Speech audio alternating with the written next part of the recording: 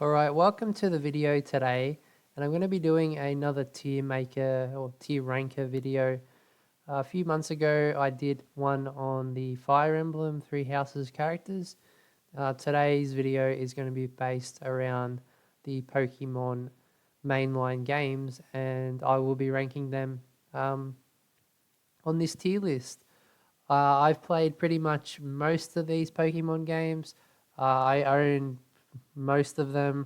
There's some that I may have not played, such as like Ultra Moon and Ultra Sun, but I've seen people play them. I've also know a lot of people that have them, and I will also be using my sort of knowledge on that game to be ranking, in the ranking system. But I do have an understanding of most of these games. I have played, as I said, a majority of them. And because this is a tier list ranker, I do apologize if some of these games that I give a lower score, such as a C or a D, that you might have a bit higher. So, as I said, I'll do my best to rank it how I see fit. We will hopefully get some, or most of them above B, but there is some that I don't like in general. But yeah, let's start it off with Pokemon Alpha Sapphire. Pokemon Alpha Sapphire is a remake of Pokemon Ruby and um, Pokemon Ruby and Sapphire. So it is one of the games on the Game Boy Advance. It's the one set in Hoenn, so it's Generation 3. This time it's a fully remade sort of version of Gen 3. It's actually a really good version of Gen 3. But I'm going to rank these, like some of these games grouped together because they're obviously the same game, except there might be a little bit different story or whatnot. All these games will be like if you have Pokemon Ruby and Pokemon Sapphire, wherever I rank Ruby, Sapphire will be ranked the same. So do take that into account. I know some of these games have differences, such as Pokédexes. You might have such and such, Scyther only available in Let's Go Pikachu, but he's not available in Let's Go Eevee unless you trade for it. So literally all the games that are from the same generation are the same game. Just with the different Pokemon, and there might be a few different cutscenes and different gym leaders, but do take that in mind. So Pokemon Alpha Sapphire and Pokemon Omega Ruby, I'm going to rate it as a B. I think if I move Pokemon Ruby there as well, I think the game itself is a really solid game. It's probably one of the best entry points from the more recent games if you were getting back into Pokemon. I think it is really solid. I think the thing for me that lets it down a lot is a lot of the competitive scene I didn't really like.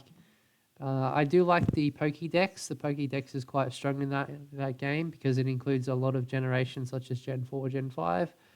But yeah, I think it's a really good... B's, but don't get me wrong, B's a really good result. It's really solid because some of these ones I probably won't rank higher. I'm going to actually do Black 2 after. I'm going to do Pokemon White and Pokemon Black. Pokemon Black and Pokemon White. I'm going to give Black and White a C. I thought the first entries to the Black and White games were just sort of average. I thought they personally took a step back. I did like the art style in Pokemon Black and White, but I didn't really like the setting. For me, the setting was a bit meh. I know a lot of people really like Pokemon Black and White, but ironically, as we get onto this, I actually would have Pokemon Black 2 and Pokemon White 2 in A tier, and that is because I felt, if I can find Pokemon White 2, that is because I felt it was a really solid game. Like, they added a bunch of stuff that really improved the gameplay from Pokemon White to Black 2, from Pokemon Black and White to Pokemon Black and White 2. They also added a lot of new stuff, such as like an awesome tournament that was pretty cool, where you could fight other gym leaders from previous generations. They also had, I think there was a few new forms for the legendaries, which was pretty cool. And overall, I thought it was a pretty good sequel, because it was, I think, the very first Pokemon game to get an official sequel. I might be wrong about that, but because there's another story to Pokemon Black and White too, and it takes place sort of after the events of Pokemon Black and White, and yeah, I really liked it. I really liked the music choice in Black and White too. Like there was a lot that was probably similar to Black and White, but I actually thought the setting itself improved on Pokemon Black and White. I thought they added a lot of stuff to sort of keep you occupied for most of the playthrough, and the fact that it's a completely new campaign was pretty cool as well. Like most of these ones, when they have their third game that comes out a year later, it's just one game. But these two are actually sequels to Pokemon Black and White. That's what a lot of people probably forget. But I really like them. I think they're really strong games. But it's saying that I would recommend you play Pokemon Black and White first, because there's a lot that happens in Pokemon Black 2 and Pokemon White 2 that sort of you need that sort of understanding of Pokemon Black and White. And in saying that, these two are incredibly rare to find. In Australia, I'm not sure about the rest of the world, but in Australia, these two go for quite a bit. Pokemon White and 2 and Black 2, I've picked up Pokemon White 2 the other year, or sorry, earlier in the year, and it was like going for $80 Australian. I'm sure it's probably gone up, or maybe it's sort of the same. But yeah. Um, we are on to the very first game, Pokemon Blue, Pokemon Red, and Pokemon Yellow. Although I'll probably rank Pokemon Yellow later, because it is technically a different game. I think for the sake of it, Pokemon Blue and Pokemon Red aren't S tier. I'd give them A tier. And my reasoning will be in a minute. But these two are really, like as I said, for the very first Pokemon game that the Western audience received, these two games, there's a phenomenal effort that these two sprawled out into, I think, like what, 17, 18 games or something. It's crazy to think like these two kicked it off. It's a really good game. They've remade it effectively 3 times. Well, they've effectively remade Gen 1, or twice, sorry. So I think that overall the formula is really good. The setting, Gen 1 is one of my favorite settings of all time. Gen 1 has one of the best Pokédexes of all time. But I don't rate it as high as the follow-up, which we will get to probably now. Pokemon Fire Red and Pokemon Leaf Green, which I think they're effectively remakes of these two games, except they've enhanced them a bit. And there's some different things, like they've added like certain elements to the game. But these two, for me, if you wanted to play Generation 1, and I know the purists would always want to play these two over the Leaf Green and Fire Red, but Fire Red and Leaf Green are the perfect entry points for players. If you never had played Pokemon before, the games, and you wanted to start with Gen 1, I would honestly recommend starting with Fire Red and Leaf Green. These two were a phenomenal game. I never got these two when I was a kid. How I worked when I was a kid, I got Pokemon Red. I didn't get Yellow. I didn't get Gold and Silver, although I did play them after, like a few years ago. But I then went to Gen 3. I got Pokemon Sapphire, and then moved on to the DS era of games. So I sadly missed out on these as a kid. One of my mates lent this to me probably 5 or 6 years ago, Leaf Green, and we both did a playthrough of this, and it was really cool. I really loved the setting in it. The remade music tracks are really good in this game. Yeah, there's just so much to do. As I said, Gen 1 is a really good region. And yeah, if you want to start with Gen 1, definitely start with these games. We will move on to, I know I've sort of messed around with the list a bit, but I'm going to move on to sort of games that we've covered here. Pokemon Yellow, I'm going to give it a B. It's a good game, don't get me wrong, but for me, I didn't really like the whole thing with Pikachu being this is just me being me. I don't mind Pikachu. I know Pikachu is like the most loved, or one of the most loved Pokemon of all time. But I personally wasn't a fan of when you had Pikachu and Eevee as the two main starting things, and then I know it was a different story, but for me, it just felt a bit odd how all the events of Pokemon um, these two games took place a little bit differently. It was sort of like an alternate universe, like, in a sense, whereas a lot of these are sort of just alternate takes, like that are just happening while this story is going on. There's events in Pokemon Yellow that sort of you question whether this is in the main timeline of Pokemon Red and Blue. But as I said, it's still a good game. It pretty much keeps the same formula as Pokemon Red and Blue. Um, really should have it as an A tier, but for me, it's not an A tier, it's a B tier. But yeah, that's just my opinion on that. Pokemon, we'll move on to the next, which is Gold, Silver. I'm going to give them B as well. No disrespect to Pokemon Gold and Silver. No, 100% no disrespect. Gen 2, if you know me in real life, is one of my favorite generations of all time. The reason why this is a B tier is, sorry, not a B tier. What am I doing? An A tier is because there is another remade version of this game which I think is far superior, and people can think that, oh well, there's certain things in the remade version a bit later that sort of ruin the game, but for me they added so much in the remade version that it just completely stomps the original, and as it still holds up. Don't get me wrong. If you go back to play Pokemon Gold and Silver now, it's still a really good time. In my opinion, it's the best Pokédex in the game because you get a straight out Gen 1 and Gen 2 Pokemon. You don't have to worry about a lot of Pokemon. You know, it's a lot.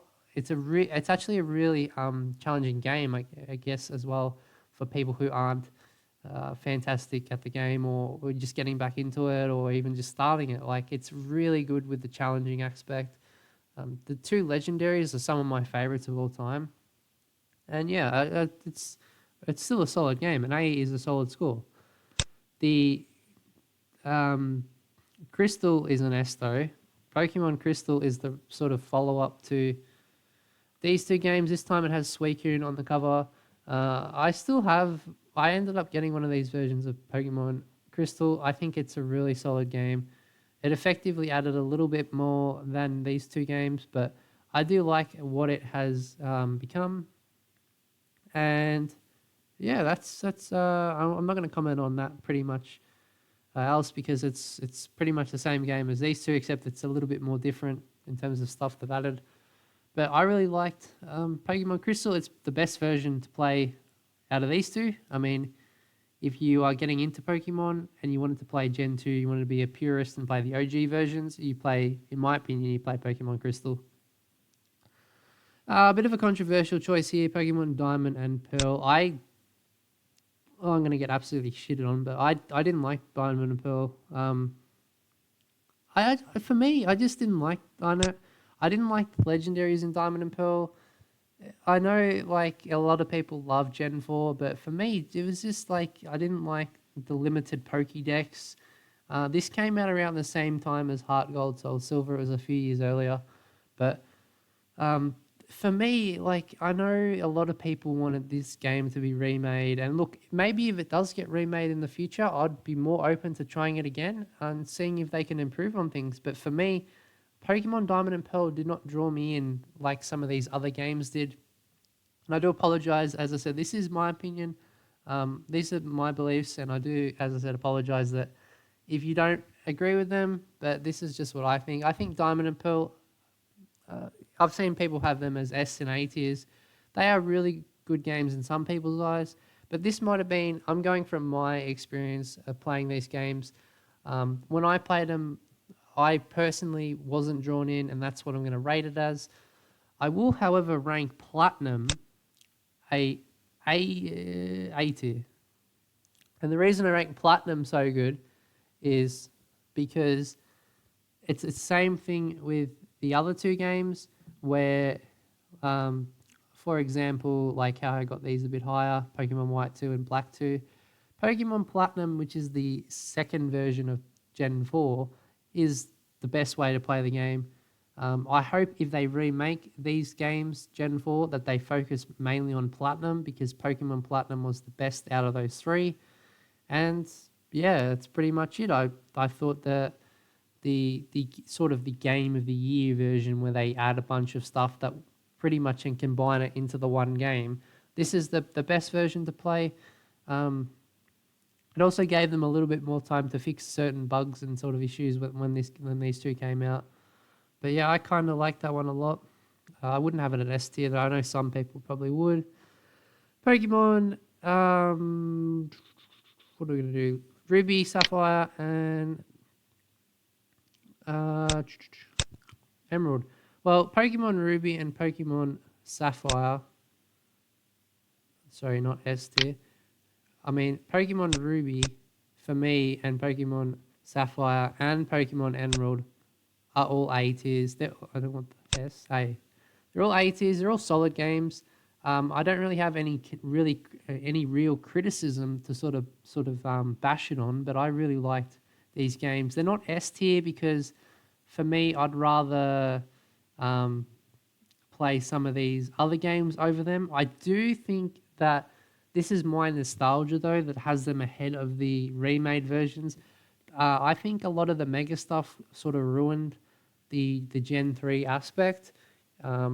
And a lot of that obviously is gone. That's mainly to do with like the 3DS or the Nintendo 3DS technology, and they wanted to have a new sort of setting and a new tone for Gen 3, which I think, that's fair enough. It's good that they tried something different. But for me, the best version of Gen 3 to play is the original versions or the original games. There's going to be slight bias here, but Pokemon, if you weren't aware, Pokemon Heart Gold and Soul Silver, they're my two favorite games, or my favorite game, because they're technically the same game.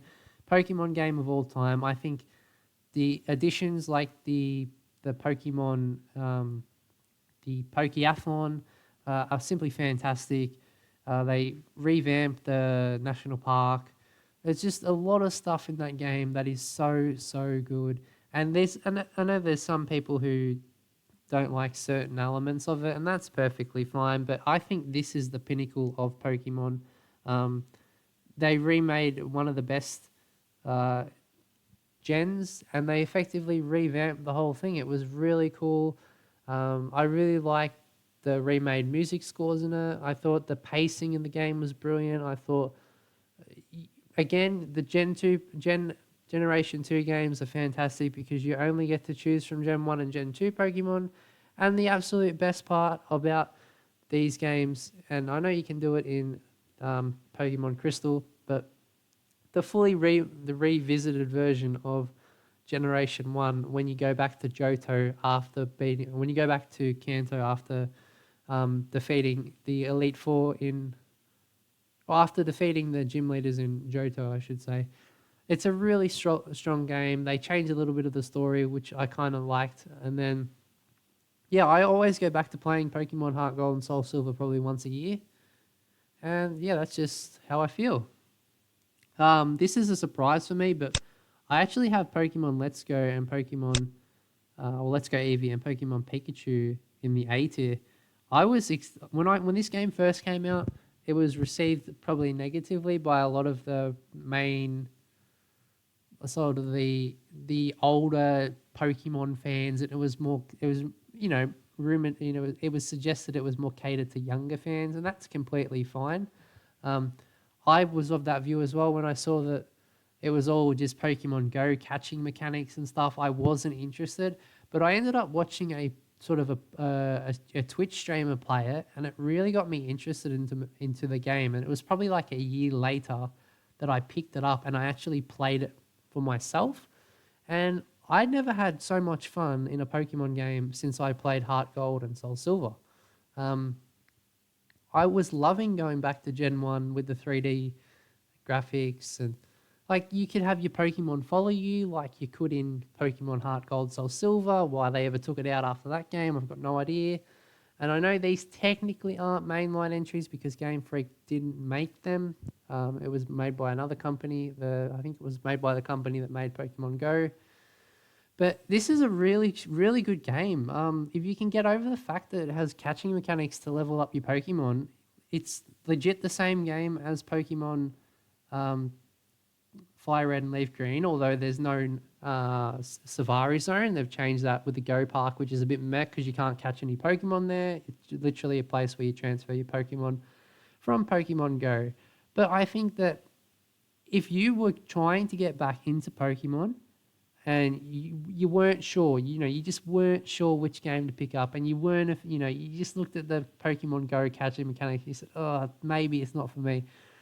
This is a bit of a spoiler for the next section, but I had more fun in this game and more difficulty, I would say, for a game that is aimed at younger audiences with the Pokemon Go catching mechanic than I did with the newest game, Pokemon Sword and Shield. And that is because it maintains itself as a faithful remake. Besides those things I mentioned, it is effectively the same game as Pokemon Red Blue, Pokemon Leaf Green, Fire Red, except this is based on Pokemon Yellow, I should say. So it is effectively the same game as Pokemon Yellow. They've literally just revamped, revisited the whole game's engine, the whole game's world of Kanto, and it is so, so good. And I know this game gets absolutely shit on by a lot of people in the gaming industry, but I honestly really liked it, and I'm really happy to have it as an A tier. So that is how I feel about that. I'm sure a lot of people might have it as a B or a C, or maybe even a D. Pokemon Moon, I'm just going to rate them as I see fit. I can't rate Pokemon Ultra Moon and Pokemon Ultra Sun because I haven't played them, but I played Pokemon Sun and Moon, and for me, they're a D. They're the weakest entry into the Pokemon games. I'm not going to really mention too much because I don't want to ramble on about why I personally hated this game, but it really turned me off the direction they chose with that game, and the less I say about it, the better. Pokemon Sword and Shield, they're C's. I'm being very lenient because I really could have them as a D, but I don't think they're as bad as Pokemon Moon and Sun. And just for the record, I have Pokemon Ultra Sun and Ultra Moon as a D because I haven't played them. So I have to put them there. I can't put them as a C. I can't put them as a B, obviously. But Pokemon Sword and Shield, okay. I really liked the first probably hour of the game. It was really cool to see, even though, it was still, 480p graphics on a Nintendo Switch, which can be upscaled to 1080p. They're still using a very old graphics engine, which was on the 3DS, the same models. I completely looked over the hate that this game was getting when it was coming out on the basis that it was the first mainline Pokemon game that they actually made for the Switch that followed up, that was the new generation. And I can't comment on the new DLC. I know the first DLC I didn't play. I saw a walkthrough of it. It looked very short. The latest one that came out the other week, it does look a lot better, but I'm going to wait for the season pass to go on sale before I even touch it because for me it's like 50 Australian dollars. I'm not going to buy it at that price. It's effectively the same game, but it might never go on sale, the DLC, so we'll see. But I just want to quickly mention that this game it's actually really good for people getting into Pokemon. There's a lot of things that I don't like about it, like Dynamaxing I just didn't like. I hated how easy the game was. That really irritated me. So, for example, in most of these Pokemon games, especially the ones that got higher, I mentioned that there's mostly challenging elements to them, such as the Elite Four, such as going up to the Elite Four area, such as some of the gym leaders are ridiculously hard in some of these earlier games. I don't think I died once after so the only time I really died in Pokemon Sword and Shield was when you go into the wild area for the first time and you see an Onix and you're like, oh shit, an Onix, can I catch it? And you can't catch it because you need to get like 4 or 5 gym badges before it can unlock because it's like level 30. But the first time I actually died was just battling Pokemon in the wild area. None of the trainers, none of the gym leaders I died to, they were so easy. It was laughable. I mean, I got to a point where I read on IGN, they had a walkthrough, and this tells you how stupid IGN are, because I was at the point where I had played like, I think, 30 hours of the game, and I was thinking, surely the game must end, because it was at a point where I'm like thinking, okay, we're getting close to the end, we're getting close to the end. And the way I read on IGN was They're like, oh, okay, you need to get your Pokemon to near level 70 to fight Leon. So I literally grinded my team until around level 70. I get to the final match against Leon in the Champions Cup or whatever it was. His team's like level 50 or something, and I absolutely smash him. And it's like all that work for nothing. I could have finished the game, what, 5 or 6 hours ago. But after that, the game keeps on going. You got all this other stuff that just irritates me, like the ability to go into the wild area literally at the start of the game and catch literally 30 Pokemon before you can even face the first gym leader. It's just laughable. There's like EXP boosts everywhere. You do the Dynamax raids and you get like EXP shares, like level ups for literally just beating a boss. And you put that on a Pokemon and it gains like 10 levels. It's way too easy, and it's just a game that I don't think I'll ever revisit Pokemon Sword and Shield other than the DLC. I just have no motivation to go back to it. But it's not as bad as Pokemon Sun and Moon. Pokemon X and Y. They are A tiers. They're really solid games. It's my favorite of the 3DS games, probably. I think I've got, yeah. So yeah, it would be, yeah. So it's my favorite of the 3DS games. I think it is the best of the 3DS games that you can get. So Pokemon X, Y, Pokemon Omega Ruby, Sapphire, and then Pokemon Moon and Sun, and then obviously the sequel, which I haven't played. But Pokemon X and Y are solid games. Really, really good setting. This time the setting's in like France. It's really cool. It's the first time I think they added where you can change your outfits and stuff. So it is really a unique setting. I do like the Pokédex. It's one of the largest Pokédexes in the whole Pokemon sort of games. A lot of people rate Ruby and Sapphire higher than X and Y, but I had a lot more fun in X than I did with Pokemon Omega Ruby. But yeah, I really liked the fresh setting they took. There was a few things that were a bit broken, like I think were Megas the first thing that were in that game? That might have been Omega Ruby. But I remember there was something that I didn't like about Pokemon X, but mainly Pokemon X and Y are really solid games. And if I recommend any of these games, like if you had to play any of them, I would recommend any of these games in A and S. If you were starting out with Pokemon and you didn't know what game to play, I'd honestly recommend Heart and Gold, Soul Silver if you can get it cheap. It's one of the most expensive, probably, Pokemon games you can get on the market, even though probably Platinum is quite dear as well. But I think Soul Silver and Heart Gold are one of the best games you can enter the sort of the Pokemon franchise with. Honorable mentions, obviously, the Let's Go games I really liked. I thought they were really cool. But yeah, you have to get over the fact that they have a catching mechanic for leveling up Pokemon. And yeah, pretty much, I wouldn't start with the Pokemon Black and White series, but I still think they're really solid games. But anyways, I hope you liked that video so far. Sorry for rambling on for literally 20 or 30 minutes, but that's my thoughts on the Pokemon, all the games. These are all the mainline games. I wasn't going to do the spin-off games because that would have been like a 2-hour video because there's so many of them. But yeah, I'm sure a lot of people will probably disagree, and if you do disagree, let me know in the comments what you would rank in the S, A, B, C, D tier. Just put it in the comments and put what you think there is.